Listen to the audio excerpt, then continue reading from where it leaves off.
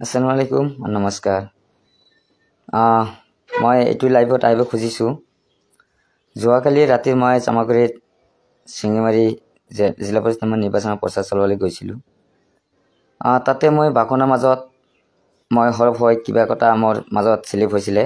তেতিয়া মই অনুভৱ কৰি লগে লগে মই তেতিয়া আমি ক্ষমা খুজিছিলোঁ বা কৈছিলোঁ যে মোৰ বাকনত কিবা যদি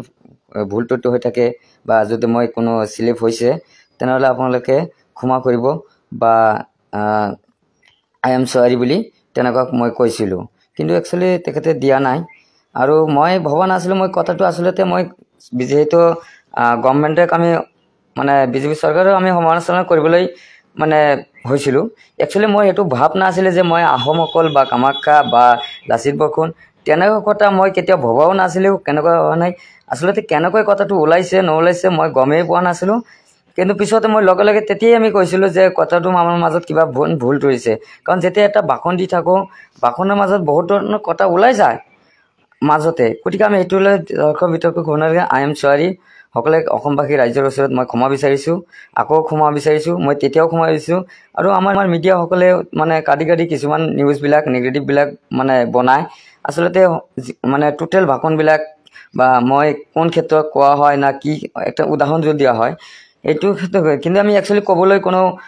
মন্তব্য কৰা নাছিলোঁ একচুয়ালি আমি এইটো মানে কথাটো কেনেকৈ আমি স্লিপ হৈছে মই গম পোৱা নাছিলোঁ আৰু মই এইটো অনুভৱো কৰা নাই যে মই এইটো স্লিপ হৈছে বুলি কিন্তু মই পিছতে গম পালোঁ কিন্তু তেতিয়া আমি কৈছিলোঁ যে আমাৰ মাজত কিবা যদি ইয়াৰ মাজত কিবা ভুল ত্ৰুটি হয় আপোনালোকে ৰাইজে ক্ষমা কৰিব মই আৰু সেইকাৰণে মই এতিয়া লাইভত দেখিলোঁ যে বহুত অসমত তুলফাল লাগিছে আসলতে মই বিজেপি চৰকাৰৰ সমালোচনা কৰা এইটোৱেই কাৰণ যে মই ডিব্ৰু ৰঞ্জন শৰ্মাৰ হৈ যিহেতু আপোনালোকে জানে মই বিজেপিৰ হৈ একমাহ ধৰি নিৰ্বাচন সকলে জানে মই বিজেপিৰ হৈ নিৰ্বাচন প্ৰচাৰ চলাবলৈ গৈছোঁ কিন্তু আপোনালোকে সকলে ঠাইতে দেখিছে সুগেলি সদায় বিজেপিৰ হৈ কাম কৰি আহিছিলে কিন্তু সুগেলিক আজিলৈকে নিজৰ এটা থকা ঘৰ বুলি আজিলৈকে বনাই দিব পৰা নাই আজি মই নিজে ৰুম ভাড়া থাকোঁ দুবাৰকৈ মোক জেলত ভৰাই দিলে গতিকে মই অস্তিত্ব হৈ আছোঁ যে মই এতিয়া কি খাম বা কেনেকৈ চলিম বা কি কৰিম গভৰ্ণমেণ্টে বহুত ধৰণে সহায় কৰে কিন্তু মই ইমান কষ্ট কৰাৰ পিছতে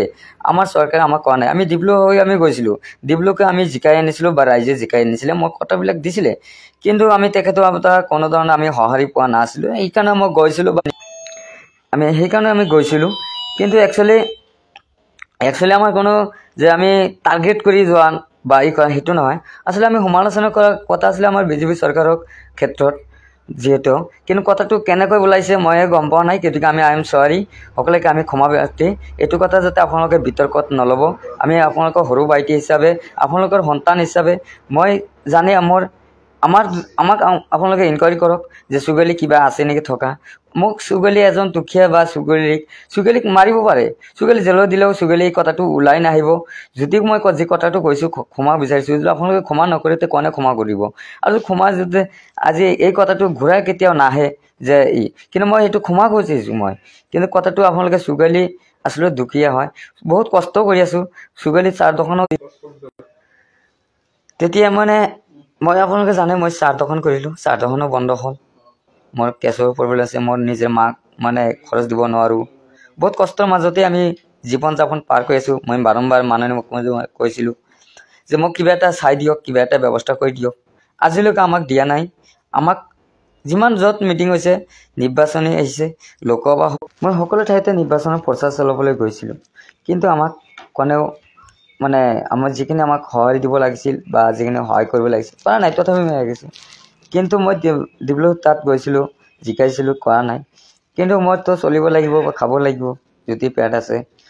গতিকে আপোনালোকে মই এইটোৱে ক্ষমা বিচাৰিছোঁ আপোনালোকে কাটৰ আহ্বান কৰি আপোনালোকে যাতে মই কথাটো কোৱা নাছিলোঁ যদি কথাটো ওলাইছে গতিকে আমি সকলোৰে কাছে ক্ষমা প্ৰাৰ্থী জনাইছোঁ অসমবাসী ৰাইজৰ ওচৰত মই এইটো কথা আচলতে আৰু মানে কথাটো বহুত ধৰণৰ আছিলে কথা কিছু মানে এইটোৱেই মই দীঘলীয়া নল'লেও নেটৰ কিবা প্ৰব্লেম হৈ আছে আপোনালোকে